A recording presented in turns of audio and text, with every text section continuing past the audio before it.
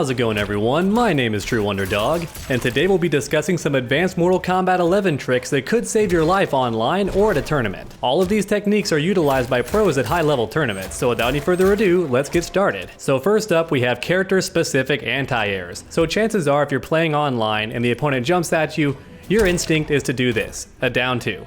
And it's not a terrible anti-air, and it seems to be okay for a lot of characters, but it varies from character to character. For example, Frost hits almost straight up, and Jackie and Kotal Khan have an even worse uppercut.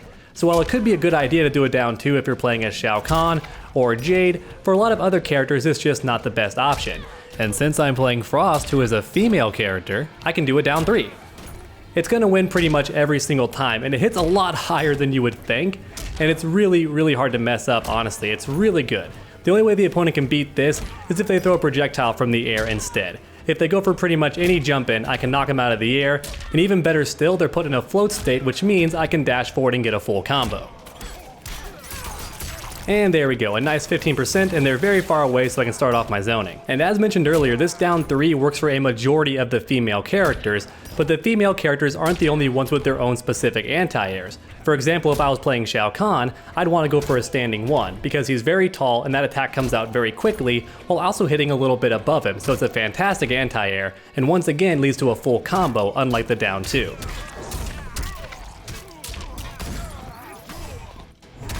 And then if I was playing as Johnny Cage, I want to go for standing 2 for a similar reason. It's very quick and hits a little bit above me, and also leads to a full combo. So not only are these anti-airs much more reliable for beating the opponent's jump in, but they also lead to more damage most of the time. Now I'll be the first to admit that I don't do this enough online, and it's cost me a few matches, so you want to learn these unique anti-airs and utilize them very often. Not only will you avoid getting counter hit, but you'll also get more damage as a reward, so it's just all around better. Now once again, some characters like Jade and Shao Kahn have really good down 2s, so if you want to go for it because it's a bit easier to do, then feel free, but just know you are missing out on some damage, and it's also easier for the opponent to hit you because the down 2 is a bit slower. So it really is in your best interest to learn these character-specific anti-airs. And next up, let's talk about punishing throws correctly. So we've all been there, the opponent loves to do down 1 and a throw, or just every time they knock you down they keep going for throws because their character doesn't really have any mix-ups, so a throw is one of their vital tools. So what do?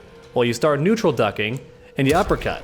A lot of people love to go for the uppercut because they want that sick crushing blow and all the damage that comes with it. And that can be a fine option, especially if the opponent has no defensive bar. However, at the pro level, players do things a little bit differently. They don't punish that way at all. Instead, they neutral duck and then stand up and punish with a full combo. Not only does this hurt a lot more than an uppercut, but it also helps train your opponent not to throw as much. But honestly, even if they don't break that bad habit and they keep trying to throw you, you can just keep ducking and pretty soon they'll be dead. That health bar is going to be depleted. So the next time you're fighting an opponent online who just loves to throw and you know it's coming, duck and then go for a full combo punish. And next up we have wave dashing. Now this one is a bit more character specific, because even though every character can do it, for some characters you don't speed up that much to make it worth it, so you can just walk forward or dash forward. But for the big boys, oddly enough, like Shao Kahn and Kotal Khan, this makes them much faster, so much so that it almost looks like a glitch. Which honestly, now that I think about it, it might be, but you know what, keep it in, another realm with a lot of fun. Though to be completely honest, it's not the easiest thing to do. However, oddly enough, it does remind me a lot of Tekken, because you start off with a regular dash,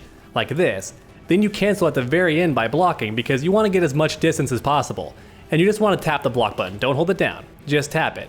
Then after that, you're just going to press forward block, forward block, forward block, forward block.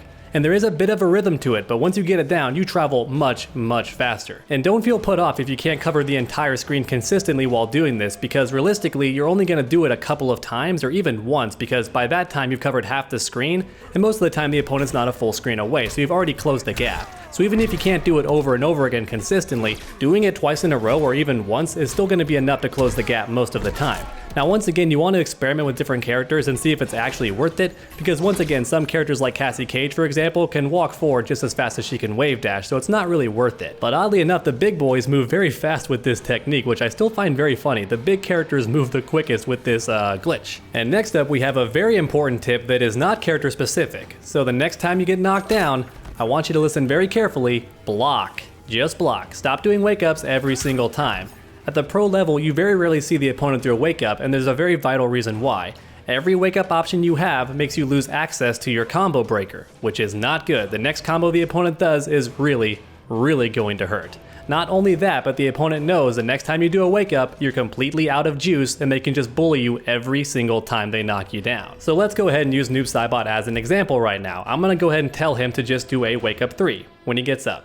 Not a big deal, just do a wake up 3, right? It's safe on block, not too big of a deal, but as you can see, it missed me completely. And if I'm a good player, I know exactly how far he can reach, so I just wait, and now I get a crushing blow.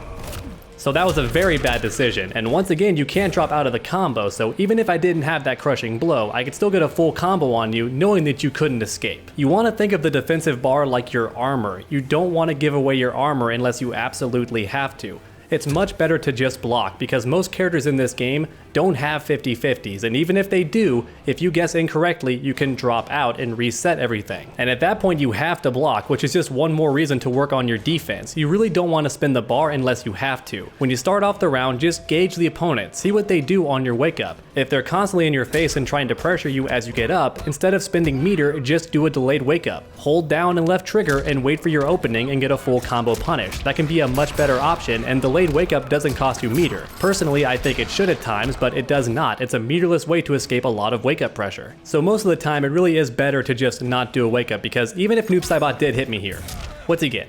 A tiny bit of damage and some frame advantage, but look how far away I am. Can he even reinforce that frame advantage, or can I just neutral jump or back up? There are plenty of ways for me to reset the neutral in that situation, so you don't want to go for it most of the time. And even worse, I could just jump, and now I get a full combo punish on him. You may have noticed in casuals or low-ranking Kombat League matches, a lot of players are already committed to knocking you down and then neutral jumping. It's just the name of the game. First they knock you down, then they wait, jump straight up, and get a full combo punish. So now you wasted the bar, they punished you and get a full combo, and you can't escape because you no longer have 2 bars of defense. Now of course in this situation, Noob Saibot could have done an up 2, and that would catch me out of the sky, but once again, that's just more reason to wait and see what the opponent does. If they love to jump on your wake up, then you want to do that up 2 because you get a full combo. So in some circumstances it can be worth it, especially if that one combo can win you the round because the opponent's very low on health. But now imagine the opponent is very, very smart. You've done that a few times, they block, and now it's a full combo punish. You do not want that, especially in the corner, because that's where the combos can get really lengthy even without spending any meter. So you don't want to do a wake up 2 unless you know the opponent's going to jump. When you get knocked down, just block. Get an idea of how the opponent plays once they knock you down, and then respond appropriately, but typically you want to keep those 2 bars because that's your armor. That's your failsafe unless you get comboed. It's your only escape option. And the next big tip is learning when to flawless block. Now I know most players think the timing is just too tough for a flawless block, so they don't even want to utilize it. It's just too risky to do online in a bad connection. And sometimes that might be true, but there are far more situations than you realize where a flawless block is a really good option. So first up we have the Ninja Killer technique. So you see this one a lot at tournaments when Ninja Killer is playing. The opponent will jump in, do whatever the heck, and he won't just block it. He'll flawless block and then do a reversal, and he gets a full combo. However, in that situation you have to spend meter, and that can't always be worth it. So here's a much better example. So I love playing Katana. I love it. And this string is really, really strong in the neutral. It leads to a full combo. I have all day to hit confirm, and then if the opponent blocks it, most of the time I just leave it there. However, sometimes, to catch him off guard, I end it, and I get the crushing blow if they press a button, or if they just let go of block to take their turn back. And best of all, this crushing blow option is still safe on block, so the opponent can't really do anything about it unless they flawless block.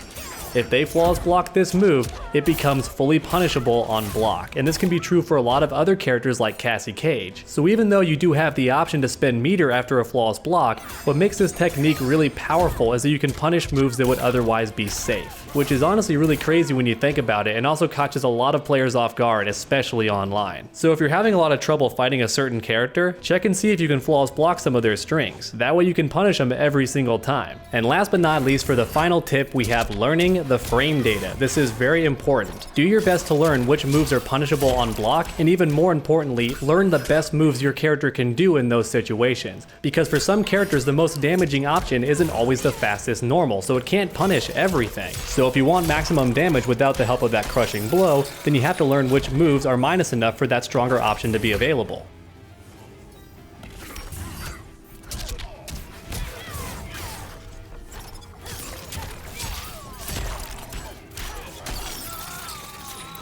However, sometimes your fastest move can't actually reach, even if you dash forward. So in those situations, you want to learn the further reaching normals that are still pretty fast. That way you can learn to punish the opponent from any distance. It's honestly very important to make your opponent hurt every single time they make a mistake, because it puts the fear of God in them. Now they know that every time they make a mistake, they're going to eat a lot of damage for it and lose nearly all of their health bar. That makes them very scared. And alright everyone, that's about it for my advanced tips. Thank you so much for watching, and I hope you enjoyed. If you did, please leave a like down below. It really does help my channel out a ton. And then while you're down there, go ahead and post any tips you have in the comment section down below. Let's all become better players together. And finally, why not keep that combo going by subscribing and ringing that bell? That way you never miss a future video. Make sure to come back next time, and as always, stay underdogs.